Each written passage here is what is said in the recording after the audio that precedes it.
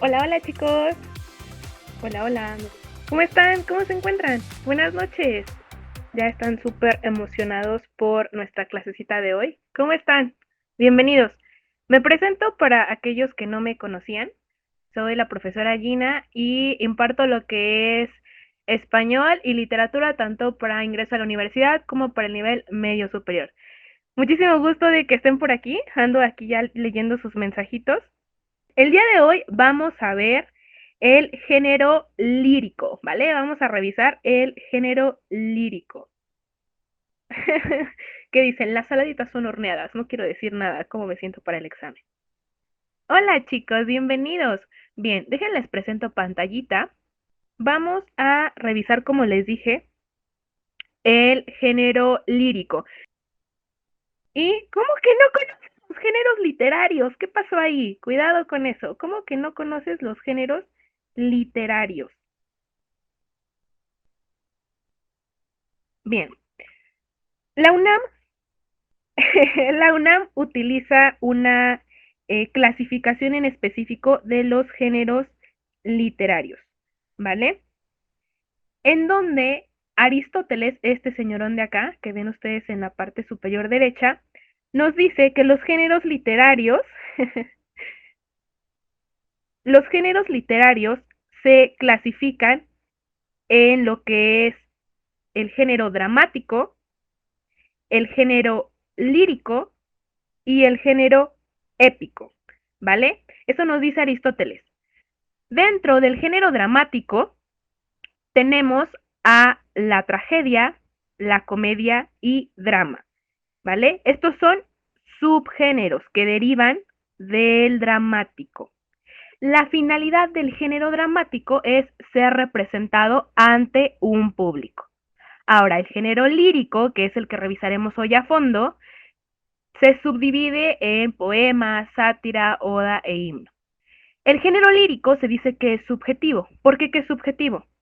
Ah, pues porque nos va a plasmar las emociones y sentimientos del autor, ¿vale? Y finalmente el épico se dice que es heroico. ¿Por qué? Porque nos habla de temas precisamente heroicos, de hazañas de guerreros. Sirve para Comipens. En Comipens no te lo preguntan así súper, específico, ¿vale? Sirve más que nada para UNAM, para IPN incluso, por si no lo sabes, en IPN ya cambió la estructura del examen y también te van a preguntar el género lírico y también te va a servir, obviamente, para UNAM y también para UAM, ¿vale? Si vas a aplicar en la siguiente vuelta a UAM, también te sirve esto.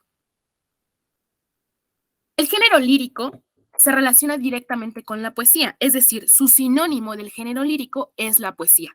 Como te dije hace un momento, el género lírico nos va a expresar sentimientos y emociones, ¿vale? Y por eso se dice que es subjetivo, porque el autor plasma su sentir en sus versos. Utiliza un embellecimiento del lenguaje, un lenguaje estético, un lenguaje bello que se da gracias a las figuras retóricas. Las figuras retóricas, quizás también lo conoces tú como figuras literarias o trompos literarios, ¿vale? Ahora, una característica esencial de la poesía es la rima. Ujú, la rima. La rima es la igualdad de sonidos que hay en cada verso. Un verso es lo que tú pudieras conocer como renglón, ¿vale? Esto que te estoy subrayando aquí es un verso. Ahora, un conjunto de versos nos conforman una estrofa. ¿Va que va? Recuerda entonces, la rima es la similitud en sonidos que hay al final de cada verso. Una estrofa es un conjunto de versos. Claro, le regreso. Ahí lo tienes. Listo, listo. 3 segundos. 1, 2, 3. Sonríe. Toda poesía clásica debe de conformarse con estos elementos que ves aquí. Debe de tener ritmo. El ritmo es esa armonía que le va a dar musicalidad. Relaciónalo mucho cuando tú escuchas una canción que dices, esa canción tiene ritmo y hasta te dan ganas de bailar, ¿no? Ahí como que andas ahí zapateando, ¿no? ¿Por qué? Pues porque va a tener esa armonía gracias a esa rima. La rima, como ya te dije, es la semejanza o igualdad de sonidos que tenemos al final de cada verso. Y el metro o métrica, ¿vale? Estos son sinónimos, te lo pueden preguntar en tu examen como metro, como métrica, pero nos seguimos refiriendo a lo mismo.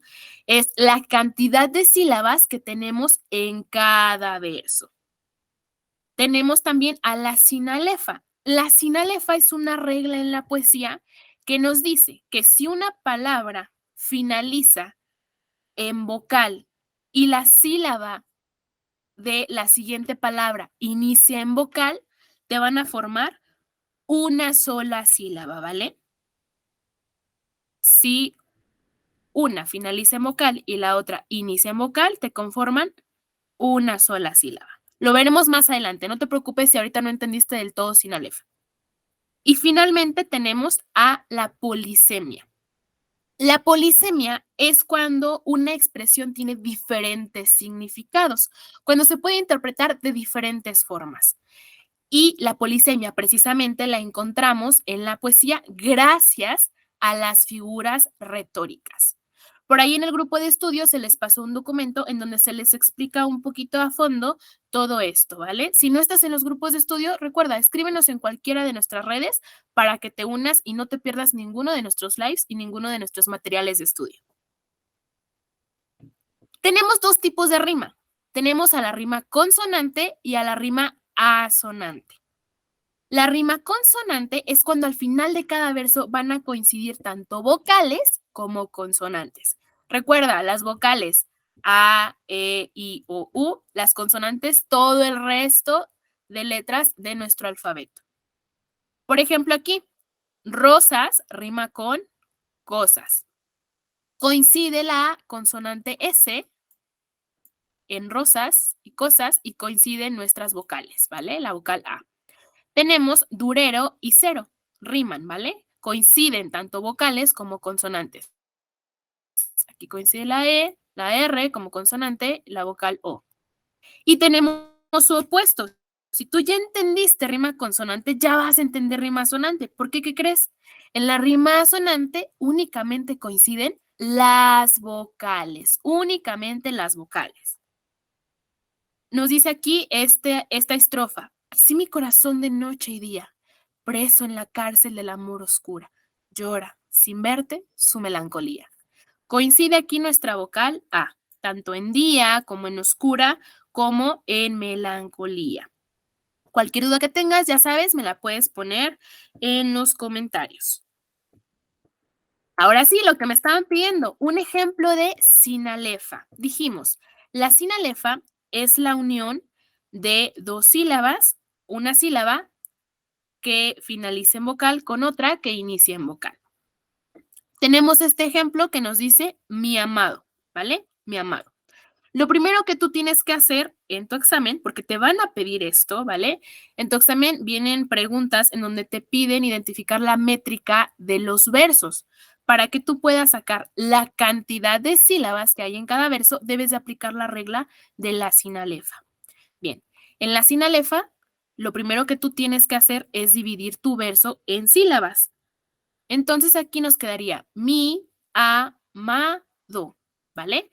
Estas dos palabritas, este verso, está conformado por 4 sílabas, ¿vale? 4 sílabas. Veamos si tenemos una sinalefa, ¿vale?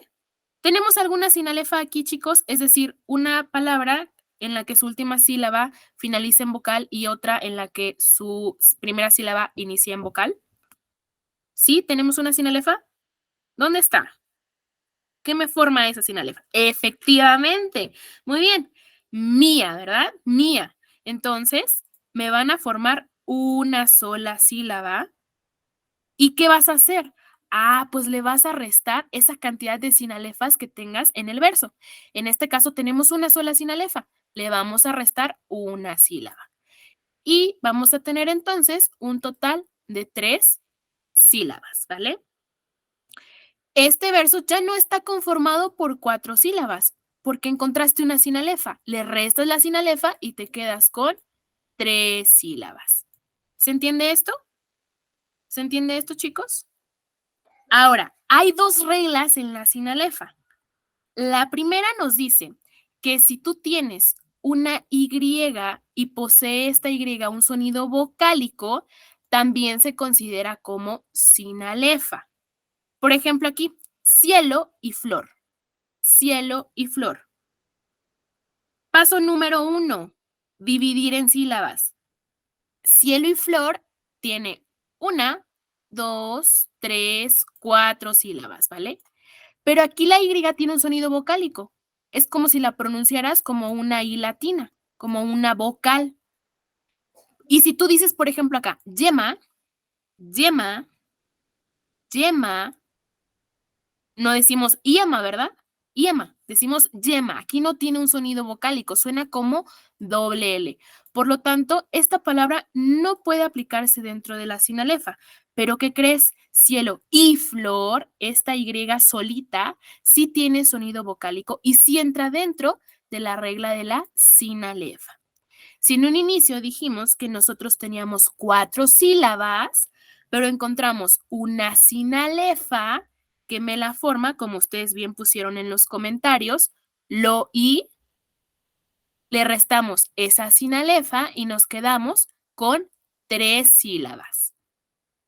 ¿Qué pasa en este otro ejemplo? Las yemas de sus dedos.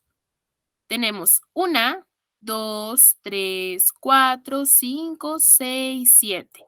Este yemas no tiene un sonido vocálico, ¿verdad? Por lo tanto, nos seguimos quedando con esas 7 sílabas, ¿vale? Con 7 sílabas. Te doy un tip. ¿Cómo identificar entonces que la Y sí posee un sonido vocálico cuando esté como conjunción? Cuando esté solita, cuando no la acompañe ninguna otra letra, cuando sea un nexo, ¿vale? Como en este caso. Está solita, mira, nadie la acompaña. Por eso te forma una sinalefa. Pasemos a la regla de la H. Cuando la H tiene un sonido mudo, también te forma una sinalefa. Obviamente, siempre y cuando le anteceda una vocal. Nos dice el ejemplo, resplandeciente hilo. Resplandeciente hilo. Tenemos 1, 2, 3, 4, 5, 6, 7 sílabas, ¿verdad? 7 sílabas. ¿Tenemos aquí alguna palabra que finalice en vocal? Y otra que inicie en vocal. Sí la tenemos, ¿verdad? Resplandeciente, aquí tú tienes esa vocal. Y la siguiente palabra, si bien inicia en una consonante, en la consonante H, posee un sonido vocálico. Como posee un sonido vocálico, también te forma una sinalefa. Aquí sí forma una sinalefa por el sonido. En las sinalefas, chicos, nos centramos más que nada en los sonidos de las palabras. Sucedió lo mismo con la Y como conjunción. Nos centramos en ese sonido que tiene. Sucede lo mismo en la regla de la H. Como la H no tiene un sonido, por eso se dice que suena únicamente la I, ¿verdad? Resplandeciente hilo. De forma entonces una sinalefa, y si en un inicio tú tenías 7 sílabas, al tener una sinalefa, te quedas con que en ese verso tenemos 6 sílabas. Pero ¿qué pasa en el ejemplo de acá abajo? Frío, hielo. Frío, hielo está conformado, este verso, por 1, 2, 3 sílabas. Frío sí finaliza en vocal. Hielo, aquí no tiene un sonido vocálico. Hielo, hielo. ¿Me das un vaso con hielo? Suena como doble L, ¿verdad? Como doble L. Por lo tanto, esto no te forma una sinalefa porque no tiene un sonido mudo. Ahora, aquí te va el tip que te va a salvar en el examen. Si tú te fijas que después de la H tienes únicamente una vocal, ¿vale? Que nada más tengas una vocal, quiere decir que sí va a tener sonido mudo. Hilo era la palabra del ejemplo. Hilo. Si después de la H nada más tienes una vocal, aquí la tienes, mira, la I, sí va a tener sonido mudo. Pero si tiene más de una vocal, como en la palabra hielo, aquí tú tienes 2 vocales, por lo tanto, esto no tiene un sonido mudo. Va que va. Esa es la clave. Si después de la H tienes únicamente una sola vocal, sí va a tener un sonido mudo y sí puede aplicar una sinalefa. En cambio, si tiene más de una vocal, no nos forma una sinalefa. ¿Vamos bien, chicos? ¿Se va entendiendo esto? Al final vamos a revisar ejercicios reales, ojo con esto, reales del examen de la UNAM. Entonces, no te vayas, ¿vale? Son preguntas que han venido. Muy bien, chicos. Excelente. Perfecto. Nos dice, me abrían los ojos porque entendí. Ahora tengo el control. Perfecto. Muy bien, chicos. Mira, revisemos estos otros ejemplos para que te quede más claro. Medroso en no vencerme acobardado. En este verso tenemos 1, 2, 3, 4, 5, 6, 7, 8, 9, 10, 11, 12, 13 sílabas, ¿vale? 13 sílabas. ¿Tenemos alguna sinalefa? ¿Tenemos alguna sinalefa?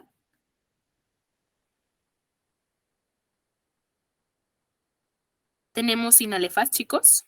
¿Dónde están esas sinalefas?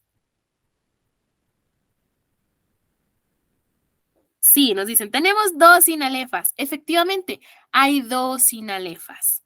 Tenemos 2 sinalefas, aquí las tenemos, ¿verdad? Medroso en, vencerme a. Entonces, si en un inicio tú tenías 13 sílabas, al tener 2 sinalefas, le vamos a restar esas 2 sinalefas y te quedas con 11 sílabas. Justicia humana que buscáis.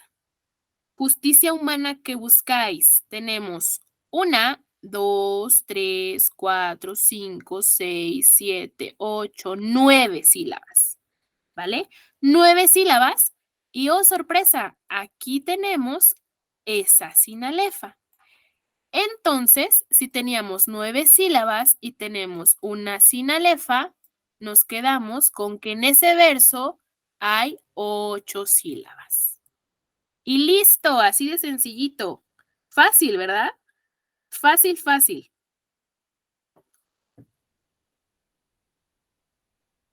Hay un tipo de rima específico que nos dice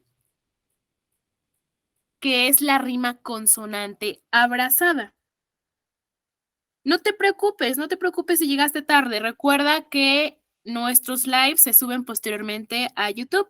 Entonces, no te preocupes, no te vas a perder de la clase. Incluso si no has entrado a todos los lives, vete a YouTube, obviamente después de que acabe la clase. Vete a YouTube y checas las demás clases que hay por ahí, ¿vale? La rima consonante abrazada es cuando precisamente coinciden tanto vocales como consonantes al final de cada verso, pero deben de tener este orden, que el verso 1 coincida con el verso 4 y el verso 2 coincida con el verso 3. Nos dice, al que trato de amor hallo diamante, y soy triunfante al que de amor me trata. Triunfante quiero ver al que me mata, y mato al que me quiere ver triunfante. Si tú observas, rima diamante con triunfante, coinciden tanto vocales como consonantes, ¿verdad? Y son las mismas letras, ¿vale? Por eso es que dijimos, debe de corresponder el verso 1 con el verso 4 y debe de coincidir también el verso 2 con el verso 3. Aquí lo tienes. Trata, mata, coinciden vocales, A, T, A, A, T, A. Y coinciden consonantes, ¿verdad? ¿De qué otra forma me pueden preguntar la rima consonante abrazada? Ah, te la pueden preguntar como rima A, B, B, A. Así como tú lo ves y lo escuchas. Rima A, B, B, A. ¿Por qué? Porque sigue coincidiendo el primer verso con el cuarto verso y el segundo verso con el tercer verso. Es como si se dieran un abracito. De hecho, precisamente de ahí viene su nombre. Y listo. Sí, esta clase también se subirá al canal. También se subirá al canal. Ahora, se clasifican los versos dependiendo la cantidad de sílabas que estos tienen. Primeramente, se subdividen en versos de arte menor y en versos de arte mayor. Los versos de arte menor son aquellos que van de 2 sílabas a 8 sílabas. Y los versos de arte mayor son los que tienen de 9 sílabas a 14 sílabas. Los que tienen 2 sílabas se les va a llamar bisílabos. Los que tienen 3, trisílabos. 4, tetra. 5, penta. 6, hexa. 7, hepta. 8, octo. ¿Vale? Como arte menor. Como arte mayor, aquellos que tengan 9 sílabas se les va a conocer como eneasílabos. 10, deca. 11, endecasílabos. 12, dode. 13, tride y 14, alejandrinos, ¿vale? Alejandrinos, los de 14 sílabas. Va que va. Ojo, muy importante esto. Considera mucho los de 11 sílabas y los de 14 sílabas. ¿Por qué? Porque en tu examen te pueden decir, ¿cómo se le llama a aquel verso que está conformado por 14 sílabas? Te repito, ¿cómo se le llama a aquel verso que está conformado por 14 sílabas? ¿Tú qué pondrías? ¿Qué pondrías de respuesta? Alejandrino, ¿verdad? Perfecto. Alejandrino. Muy bien. Con que tú sepas el prefijo, con eso ya deduces la cantidad de sílabas que tiene. El prefijo bi significa 2, tri, 3, tetra, 4 y así sucesivamente. Muy bien, chicos. Ahora, necesito que tú sepas la definición de un soneto. Un soneto son 14 endecasílabos distribuidos en 2 cuartetos y 2 tercetos con rima consonante. A eso nos referimos con soneto. 14 endecasílabos distribuidos en 2 cuartetos y 2 tercetos con rima consonante. ¿Qué sería un endecasílabo, chicos? ¿A qué nos referimos con endecasílabo? ¿Qué es un endecasílabo?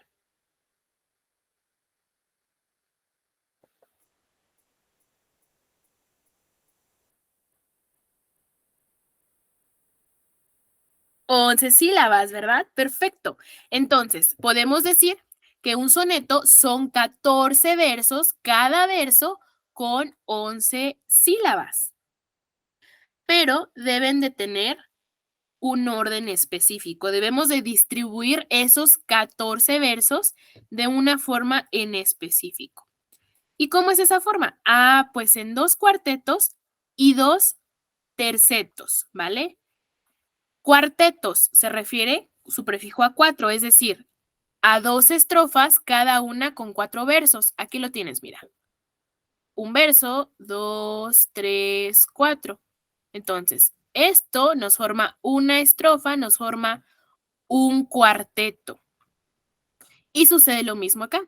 Un verso, 2 versos, 3 versos, 4 versos. Aquí tenemos entonces esas 2 estrofas, esos 2 cuartetos.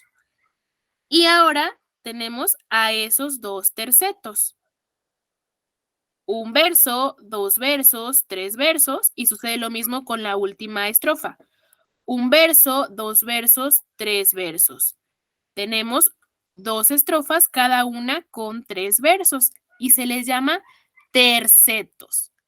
Si te preguntan en tu examen, ¿qué es un soneto? Ah, pues tú ya sabes que son 14 endecasílabos distribuidos en 2 cuartetos y 2 tercetos con rima consonante. Al final de cada verso deben de coincidir tanto vocales como consonantes. ¿Va que va? Y también recuerda, un endecasílabo es un verso con 11 sílabas. ¿Vamos bien hasta ahorita? ¿Ya estás listo para las preguntas? ¿Listo para las preguntas?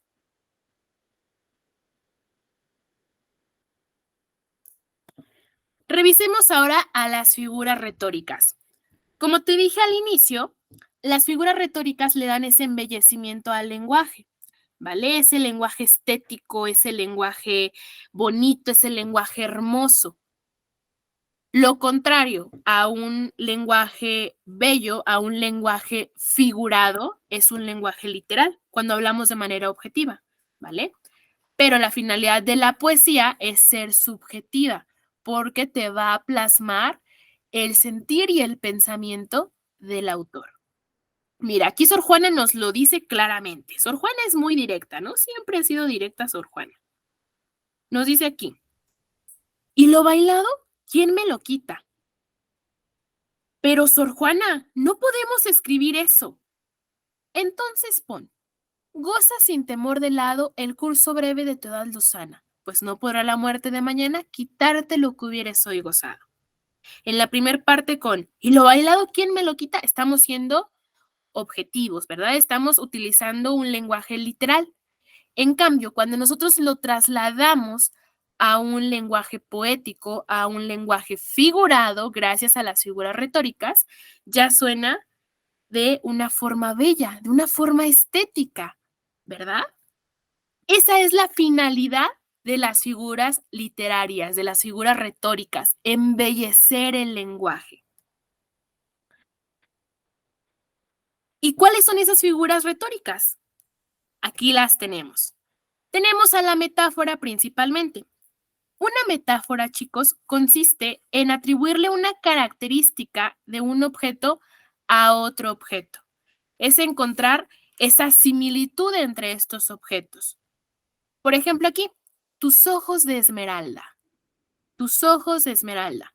Les pregunto, en un sentido literal, en una realidad, ¿una persona puede tener ahí incrustada esa piedra preciosa de esmeralda? ¿Una persona ahí puede tener esa piedra en sus ojos? No, ¿verdad? Eso solamente lo podía hacer Thanos y eso no era en los ojos y era en el guante, ¿verdad?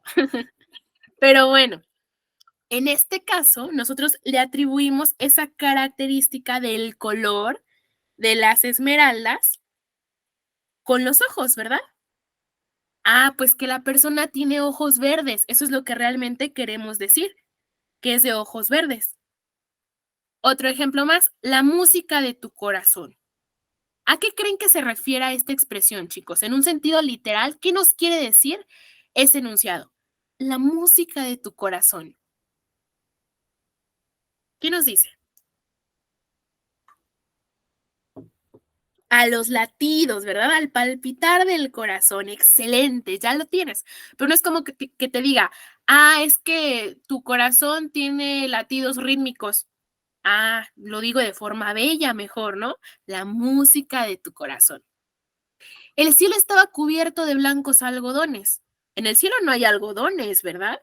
Sino que hay nubes, cabellos de oro.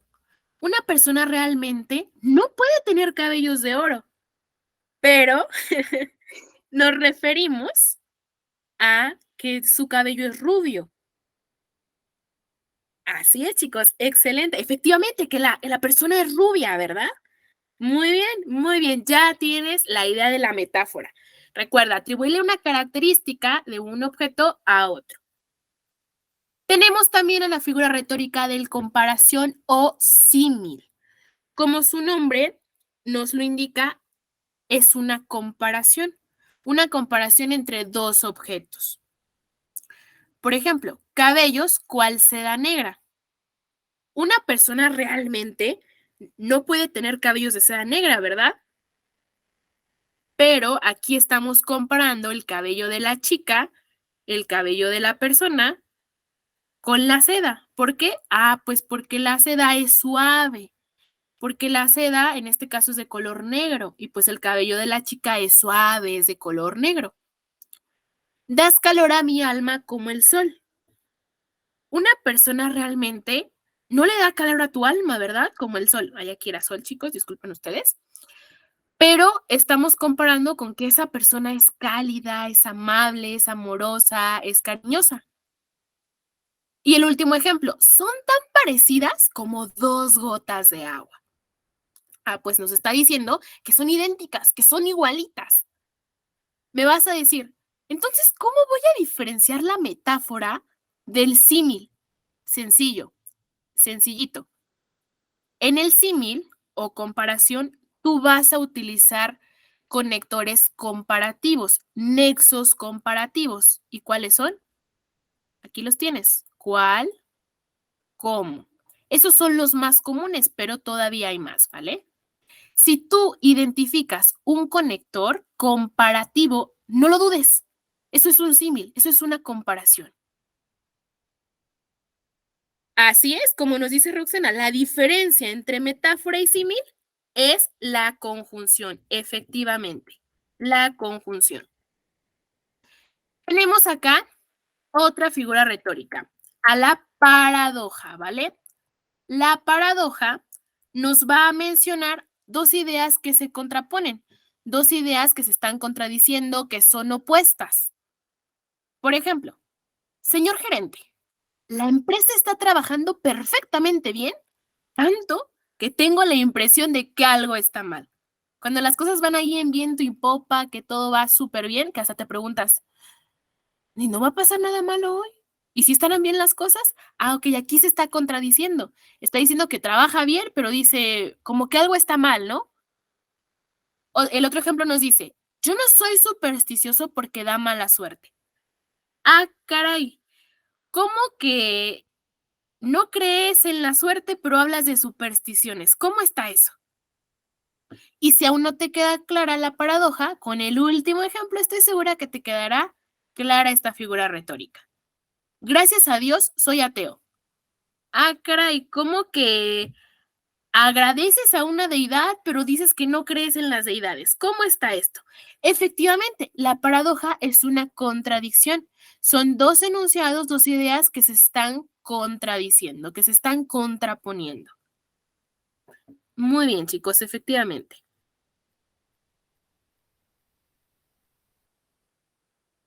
Nos pregunta Daniel, el endecasílabo son 11 sílabas, ¿vale? Es un verso constituido por 11 sílabas. Ándale, como si fuera un antónimo, dice León. Muy bien. Tenemos a la hipérbole. La hipérbole consiste en una expresión en donde se disminuyen o se aumenta en exceso, ¿vale? Por ejemplo, te bajaré la luna y las estrellas. Les pregunto a ustedes, ¿realmente una persona puede bajarnos la luna y las estrellas? ¿Una persona puede hacer esto?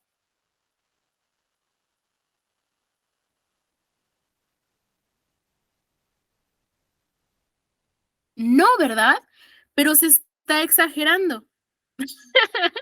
Se está exagerando que pues la persona haría todo por ella, ¿no? Así que ya sabes, si alguien te dice, te bajaré la luna y las estrellas, no le creas, porque esto no es real, ¿vale? Esto no lo podemos realizar, pero estamos utilizando un lenguaje figurado, un lenguaje estético.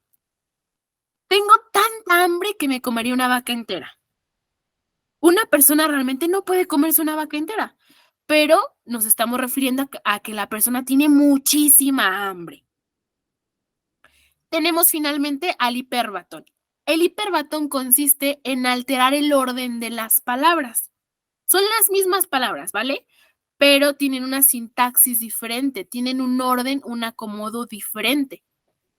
Si tú eres fanático de Bebé Yoda o Grogu, aquí lo tienes, mira, lo puedes relacionar con este personaje, porque es como si hablara al revés. Nos dice la expresión, miedo me da que vuelva a suceder. Miedo me da que vuelva a suceder. Lo correcto sería, me da miedo que vuelva a suceder. O nos dice Rubén Darío, tus besos y tus lágrimas tuve en mi boca yo. Tus besos y tus lágrimas tuve en mi boca yo. Dicho de otra forma, sería, tuve en mi boca tus besos y tus lágrimas, ¿verdad? Ándale, como ese ejemplo, ¿no? Del meme. Buenas gracias, muchas tardes. Así es, ahí hay un hiperbatón. Muy bien, excelente. Ahí hay un hiperbatón con ese de buenas gracias, muchas tardes. Ya lo tienes. Y sí, el hecho de que tú relaciones los diferentes temas con tu vida cotidiana te va a ayudar muchísimo a que puedas generar mejor esa memoria a corto plazo. Así que aplícalo, ¿vale? Aplícalo, aplícalo. Ahora sí, ¿listo, listo, listo? ¿Ya estás listo?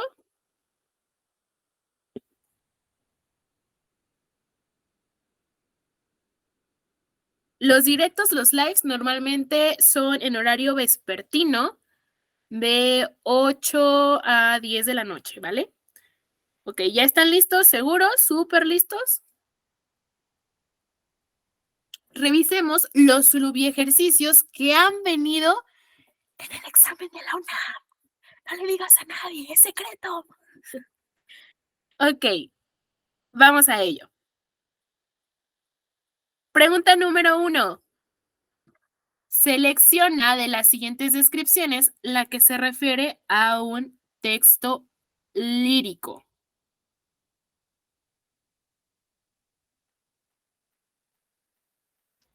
Sí, si llegaste tarde, no te preocupes.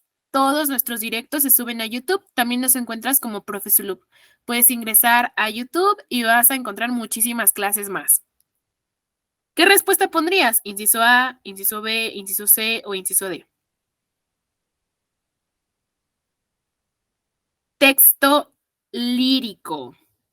Efectivamente, excelente. Inciso C, historia subjetiva, donde el narrador habla de sus sentimientos personales. Recuerda, el autor va a hablar desde su pensamiento, va a expresar sus sentimientos y emociones. Por eso se dice que es subjetivo. 2. Movimiento armónico que se encuentra en un poema. Movimiento armónico que se encuentra en un poema.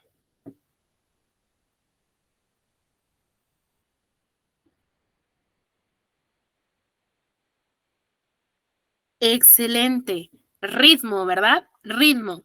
Acuérdate, esa canción tiene ritmo. Ah, ese poema tiene ritmo gracias a las figuras retóricas. Identifica la métrica del siguiente poema.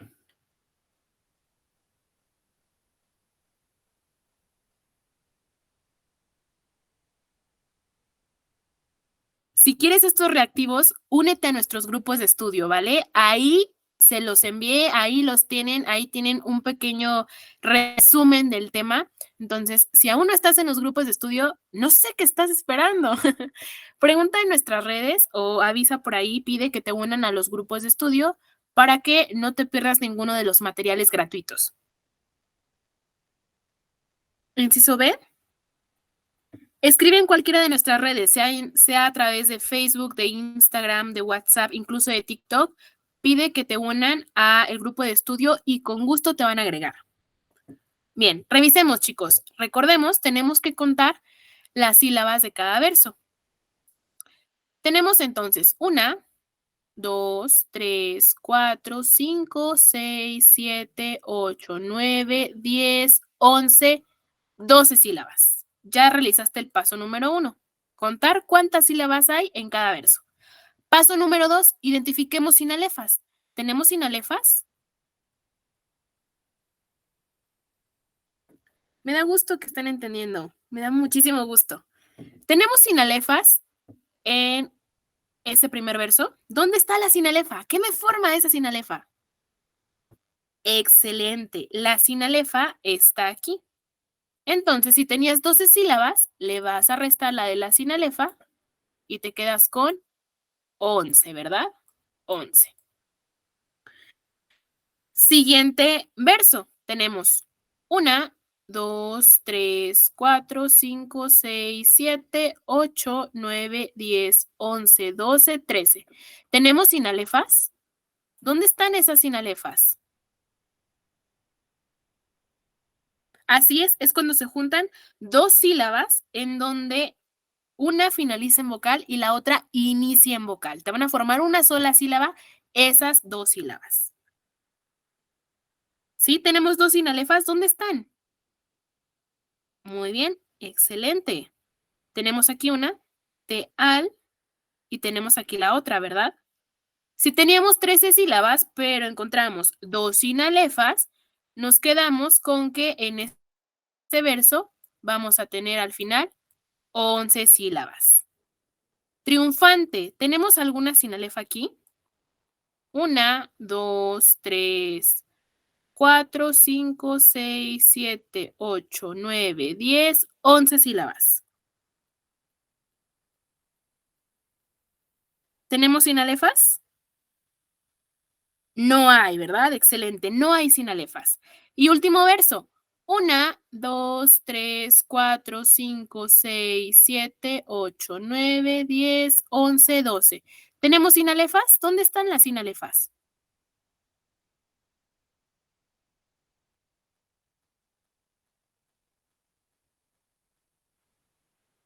Muy bien, excelente, aquí está, ¿verdad? Por lo tanto, tenemos 11 sílabas y esta estrofa, este poema, se clasificaría como endecasílabo. Endecasílabo. Muy bien. Excelente, chicos. ¿Cómo identificas las sílabas? Por los sonidos que hay en la palabra, ¿vale? En la primaria nos enseñaban, ¿no? Que con aplausos ahí identificáramos las sílabas, pero tal cual es la separación que haces de tus labios y de tu lengua con el paladar. Así lo puedes identificar también, así puedes identificar las sílabas. Un solo sonido, una sola sílaba. Alejandrino es un verso que contiene 14 sílabas, ¿vale? Suponiendo que aquí finalizaran en 14, ok, la respuesta sería alejandrino. Muy bien, excelente, chicos. Se ve que están poniendo atención, ¿eh? Muy bien. Efectivamente, precisamente en el examen no vas a aplaudir para identificar las sílabas. Vas a centrarte en los sonidos que se formen, en la separación que tú hagas. Obviamente, tienes que tomar en cuenta también los diptongos y los hiatos. Así que si quieres saber más de esto, síguenos en las redes para que en otra clase a futuro veamos ese tema, ¿vale? Triunfante, ¿por qué tiene 3 sílabas? Porque tenemos un diptongo, ¿vale? Porque hay un diptongo ahí. Por eso tiene 3 sílabas. Siguiente pregunta. El poema que consta de 14 endecasílabos distribuidos en 2 cuartetos y 2 tercetos con rima consonante recibe el nombre de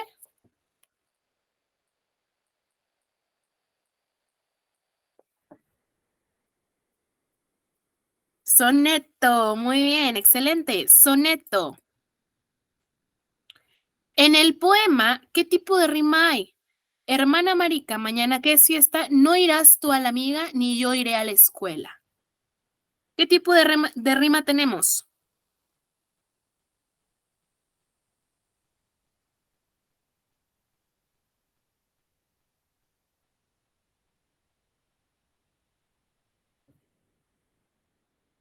Asonante, ¿verdad? Excelente. Asonante porque únicamente coinciden las vocales al final de cada verso. Aquí lo tienes. Únicamente coinciden las vocales. Es un ejemplo de metáfora poética.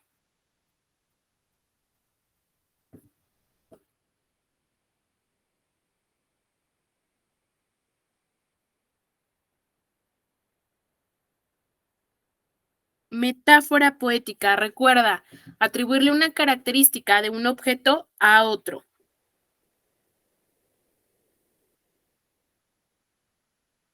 ¿Quién da más? ¿Quién da menos? ¿Cuál es el inciso?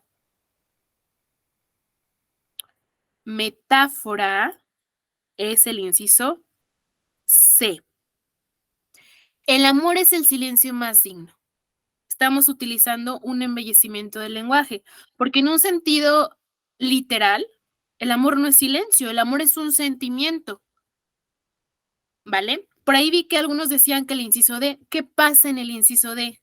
Si el cielo desapareciera, aún así te amaría.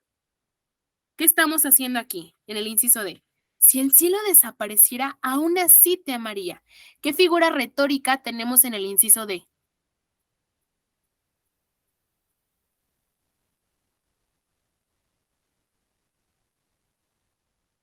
Así es, una hipérbole. Muy bien, hipérbole, efectivamente.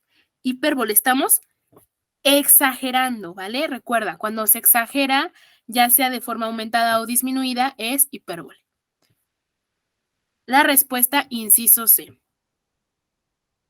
7. Identifica la figura retórica en el siguiente texto. Se fue cual pájaro al volar. No, no es personificación el inciso C, Roxana. La personificación se centra más que nada en sonidos de animales o de objetos inanimados. Pero aquí tú sí le atribuyes la característica tal cual al objeto.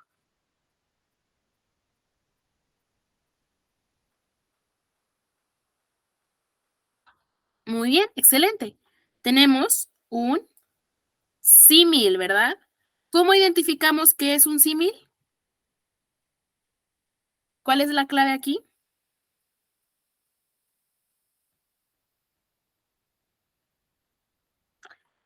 Exacto, ¿verdad? El nexo comparativo. ¿Cuál?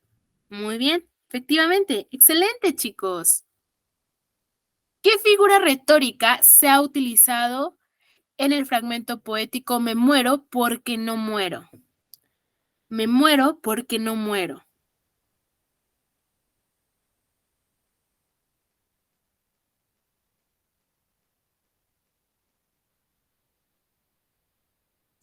Excelente, paradoja. Recuerda, la paradoja son dos ideas que se contraponen, dos ideas que se están contradiciendo. Y aquí nos dice, me muero porque no muero. ¿Cómo que mueres por morir? ¿Cómo está eso? Decídete, o mueres o no mueres. ¿De cuántas sílabas se compone el siguiente verso? Yo tuve un hermano.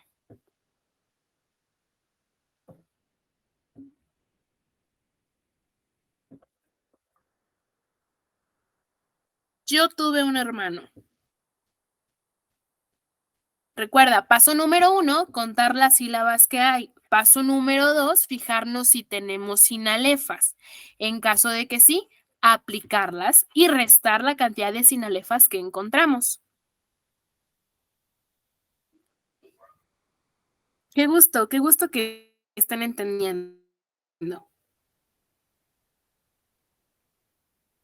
Contemos. Tenemos 1, 2, 3, 4, 5, 6, 7 sílabas. 7 sílabas. Pero tenemos sinalefas. ¿Tenemos sinalefas? ¿Dónde está la sinalefa? ¿Dónde está la sinalefa, chicos? Excelente, aquí tenemos esa sinalefa. Por lo tanto, nos quedamos con 6 sílabas, ¿vale? 6 sílabas. Aquí lo tienes. Muy bien, excelente. Características del texto poético. ¿Cuál es esa característica esencial de cualquier texto poético?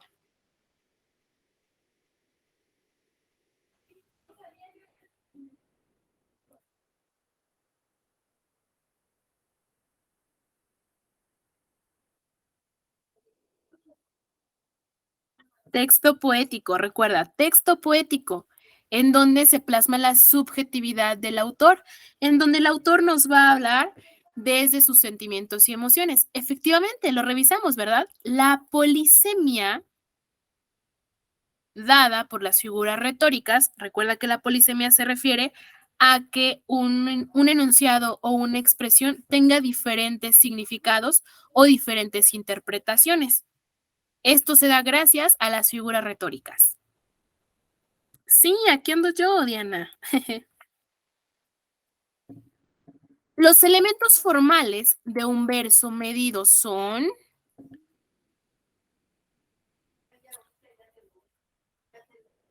Claro, con gusto.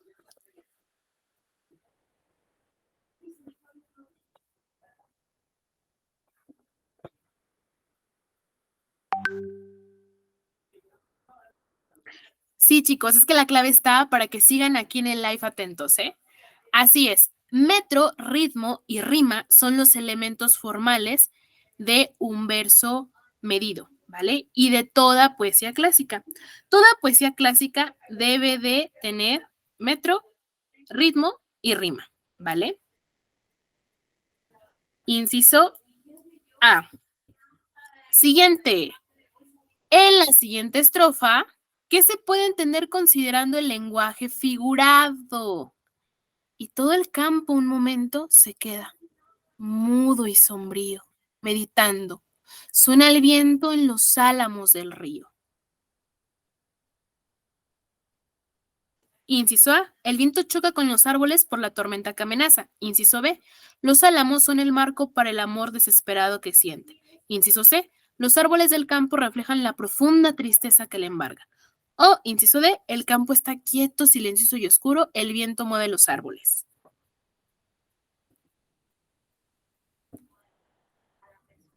Muy bien. Excelente. El campo está quieto, silencioso y oscuro. El viento mueve los árboles. Inciso D. Cuando tú trasladas el lenguaje figurado al lenguaje literal, estamos siendo objetivos. Transmitimos la información tal cual es. No embellecemos el lenguaje. En cambio, acá en la estrofa estamos utilizando ese lenguaje estético. Todo el campo un momento se queda mudo y sombrío. O sea, está silencioso, está quieto. Sombrío, pues está oscuro. Suena el viento en los álamos del río. Pues que ahí el viento está moviendo los árboles, por eso se escucha ese sonar. ¡Y listo! Acabamos. ¿Qué tal te pareció? ¿Te gustó la clase? ¿Difíciles, fáciles, los reactivos? ¿Cómo lo sentiste?